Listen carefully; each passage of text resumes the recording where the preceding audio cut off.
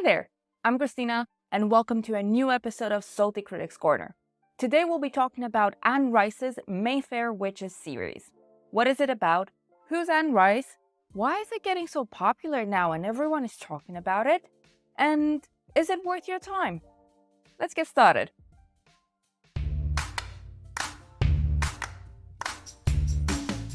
So, first of all, who is Anne Rice? Well, she's an American author. She usually writes gothic fiction, and she's best known for the series of novel called The Vampire Chronicles. You might be familiar with The Vampire Lestat or with Interview with a Vampire, actually. I think that's the most famous one, obviously thanks to the film with Tom Cruise and Brad Pitt. So most people have heard of her in this context, writing vampire literature. But actually, she's a very successful author. She's sold more than 100 million copies and actually one of the best-selling authors of modern times.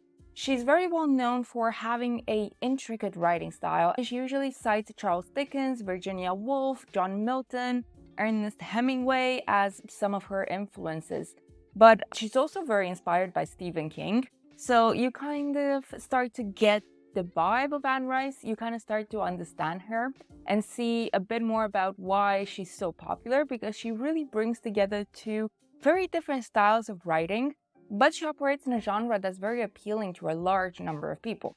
So if I were to give an opinion, a salty critic's opinion, I would definitely say Anne Rice's style is more like John Milton meets Henry James meets Stephen King.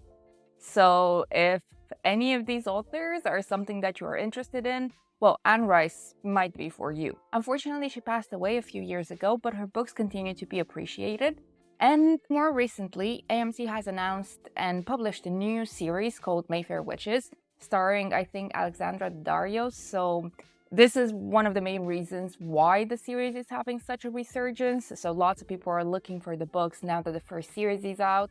And I'm not going to give opinions because I'm not a film critic by any means, but I'm definitely going to insert a couple of the scenes from the book in this video, so try something a little bit different from the usual Salty Critic episode. Now, let's get back to the books.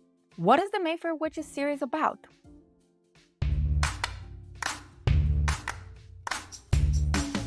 The Mayfair Witches series centers on a family of witches whose fortunes have been guided through centuries by the spirit named Lasher, who is sort of a familiar to the family.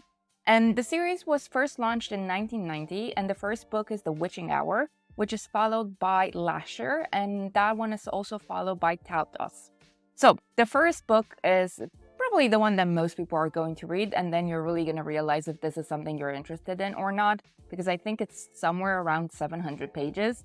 So if you're not having a good time with the first novel, I really don't think this is one of those series where it gets good in the second one or the third one. No, definitely. If The Witching Hour is to your liking, then I think it's pretty safe to say that Lasher and Taltos are also going to be nice. But The Witching Hour is about Dr. Rowan Mayfair, who's a neurosurgeon in California. And when her estranged birth mother, Deidre, dies in New Orleans, she is called back to learn more about her history, and she learns more about how, well, they're basically all witches. This is not one of those stories where she had no idea. She was very aware. She actually succeeds in being a neurosurgeon thanks to some psychic abilities that she has. So she's very much aware of her powers. But what she doesn't know is that Lasher, this powerful spirit, is back and is trying to get back into the world. His wish is to have a physical form. So he starts to seduce Rowan, and this is the plot of The Witching Hour. Pretty much Lasher trying to be born into the world again. The next novel, just to give you, again, like an idea of where this is going, is that Lasher is identified as this totally new species called the Taltos. We meet some more Mayfair witches, amongst them Mona, who is one of the main characters, a precocious teenage witch who becomes obsessed with Rowan's husband, Michael. Most of the novel focuses on Lasher's attempt to create more Taltos like him, and he tries to impregnate various Mayfair women, and basically Rowan needs to come to terms that this is what she brought into the world and what she has to do now as the head of the Mayfair family. Finally, the last novel in the series, Taltos, really delves into the history of this species, of the Taltos. You find out that they were born in the British Isles, but they had to migrate to Scotland due to a natural disaster. And you learn more about their powers, how they ended up in America. And the story switches back and forth between Ashlar, the Taltos who's narrating this, and Rowan's misadventures, as well as Mona's. And finally, we get to see sort of this showdown between the Mayfair Witches and a secret society called the Talamasca, who is made up of humans who are aware of the witching world. And again, if anyone's read any of the vampire books or even seen Interview with a Vampire, you are probably aware of the Talamasca and what they actually do. So this is where the Anne Rice expanded universe comes in, because you see a few crossovers with the vampire series. So yeah, the Talamasca, basically there has to be a Mayfair versus Talamasca showdown. So this is the Mayfair Witches series in a nutshell. Is this something that appeals to you? Is this kind of the genre you're interested in? Hopefully so, because we're gonna go to the good bits. The reasons why you should read the Mayfair Witches series. Let's get going.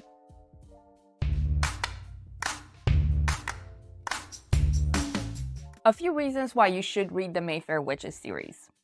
First of all, the aesthetic is strong. If you liked American Horror Story Season 3, the one that takes place in New Orleans and has like witches and all that fun stuff, this is definitely for you. So many reviewers describe Rice's prose as florid, lurid, and lyrical. It's full of sensuous detail. So it's a very gothic style of fiction. Again, I will repeat myself, if you like Henry James, definitely Anne Rice is very much inspired by him, as well as the Bronte sisters. So if you like Jane Eyre, this is a very explicit version of that, if I may put it so. So definitely right on the sensuous detail. Rice is also cited as plumbing a rich vein of witchcraft lore, conjuring, antebellum mansions, a lot of incest, unfortunately, violent storms, very intense kind of writing. So it never really lets up. It's such a strong energy that comes from that book, and it really helps immerse you in the world, which I think is probably the best part about these books. I read them as a teenager and I was absolutely obsessed with all three of them. And then, of course, because of the whole like expanded universe that I mentioned, if you do enjoy these three books, there is a whole lot more where that came from. Another good thing about the Mayfair Witches is that it's a very feminine story. So I wouldn't necessarily say it's written just for women, but it's obviously written by a woman. And I think it is written with women in mind. And I don't want to say this as a bad thing. This is definitely a good thing. It has a tiny bit of that fan fiction element to it. So very much a fantasy fulfillment. A lot of tall, dark, handsome strangers who fall in love with these witches who are very powerful, but at the same time sensitive and vulnerable. So this gives you a better idea of why I'm saying that it's a bit fan fiction-y. But at the same time, Anne Rice's writing style is very complex. I would say it's a very dark, romantic story. And at least to teenage me, it really appealed. And now I'm in the process of reading them as an adult. So it's so interesting to see how it hits a bit differently as an adult. And yet I still feel like it has, well, no pun intended, but the same magic to it, really. And finally, what I think really stands out about the series is that not only is it a gothic novel, so, you know, the style with the mansions and the witches and all that good stuff. But it also mixes, in a weird way, cutting-edge science. So, like I said, you learn that that Taltos are a completely different species. Obviously, Rowan is a neurosurgeon, so you get a bit of science through that. But the more you learn about it, you find out that she has this genetic mutation, that her genes are actually very special to the Taltos species. And yeah, gene mapping, gene mutations. These all lead to psychic powers. Some characters get psychic powers, some lose them. And honestly, this is not something you see very often. I cannot really think about any other fantasy book that really mixes in science like this. And again, brings kind of like the magical world and a science world together. So definitely makes the Mayfair Witches series stand out. Now, these are a couple reasons why you should read the Mayfair Witches series. But as always, there's a couple caveats, and with this series, they're pretty serious. So let's get going with the bad bits.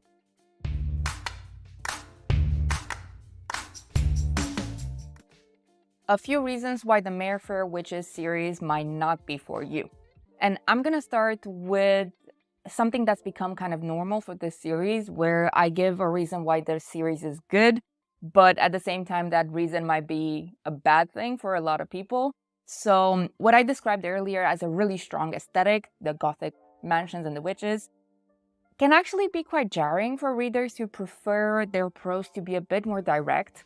So honestly, if you're more in like the Hemingway Fitzgerald camp of writing and you're not a big fan of this very expositional flowery style, this might not be the writing for you. So Anne Rice has actually been criticized as both verbose and overly philosophical. William Patrick Day has said that her writing is long, convoluted, imprecise. All of these criticisms, I would say that they're very, very on point, to be honest. Another critic from the New York Times has says that she has what might best be described as a gothic imagination crossed with a campy taste for the decadent and the bizarre. And definitely decadent and bizarre are Anne Rice's staples. So again, you are in for a pretty creepy ride with some very questionable events throughout all three of the books. So yeah, speaking of decadent, that takes me to my next point. If you are bothered by very graphic scenes, and I'm not just talking romantic scenes, I'm talking giving birth to alien species kind of scenes, and those alien species growing up instantly and then impregnating women. So you should be aware of that before starting this series. And back to decadent and bizarre, there is an absolute overuse of some tropes. So like we said, incest, necrophilia, and there is an element of shock for the sake of shock. So if you refer back to our episode about Bret Easton Ellis, we definitely mentioned how we're not big fans of that. So with Anne Rice is not as bad, I don't even know, not as intense as Bret Easton Ellis. So yeah, if you were able to put up with American Psycho or any Bret Easton Ellis, then no, Anne Rice is not at that level, because with Anne Rice, there is still like a romantic element, there is still the gothic atmosphere, and they're very clearly fantasy books. Whereas Bret Easton Ellis is a lot more psychological, I would say. So this puts it a bit into context. But if you expect some sort of Twilight level of graphic detail, that is absolutely not. Like, Twilight would be the children's version, most likely. And to go with this kind of overuse of tropes, I would definitely say that there is an over-sexualization of very young female characters. So you have Mona Mayfair, who is this, like I said, precocious teenager.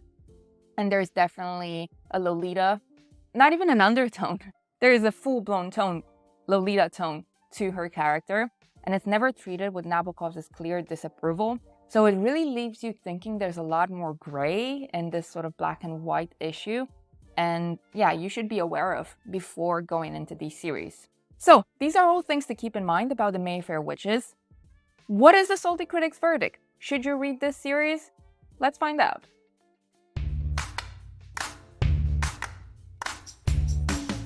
The verdict on the Mayfair Witches series. Honestly, as a teenager, these were some of my favorite books. I don't really know what that says about me. Definitely that I was trying very hard to be very edgy, but these were just novels that really immersed me into a world that was recognizable as the real world, but it has this whole element of the world behind the world. And that's always something that I've really enjoyed, because they're not clearly fantasy. You know, as far as I know, these things could be happening in the real world. So that really meant a lot at the time to me. And no one would call these books progressive nowadays. No one would call them feminist, or even that they have like feminist characters or role models or anything like that. So definitely don't read them if you're just interested in them as, oh, witches, progressives, or anything like that. This is absolutely a guilty pleasure sort of series. But they're an excellent fantasy, they're a really good escape from the day-to-day life. The plot is well designed, it keeps you on your toes, it keeps you interested, and the characters are complex, they're very easy to like, they have a good narrative arc, so you can see them growing as characters and growing together as a family, so that brought an element of relatability to the series in general. And again, like I said, the aesthetic is so strong with this series. All the locations are romanticized and they're quite unusual. So you have the Mayfair home in New Orleans, But then you also have Lasher's origins in Scotland. They're very well explored backgrounds, and it gives a very rich context to the series as a whole.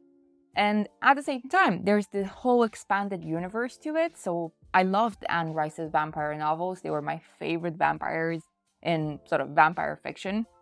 And since there are quite a lot of crossovers, if you do end up enjoying these books, there's, I think, 11 or 12 or something like that books in the Vampire Chronicles series. So a lot more Anne Rice.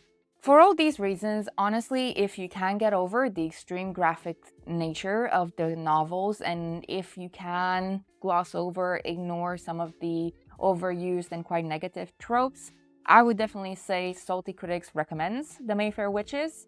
And since there's a new series and people are saying that it's really popular and interesting, there is also the option to actually watch it first and then decide if this is the kind of novels that you want to commit to, because there is a time commitment to it. Like I said, they're really long novels. This gives you a bit of a chance to see if you do like the characters, the settings, and the overall general direction of the plot.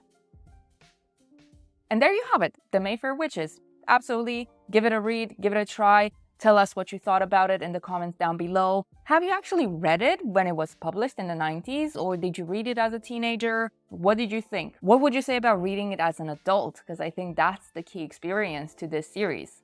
But absolutely, leave all that in the comments. Don't forget to like this video, subscribe to the channel. You can also follow us on Instagram.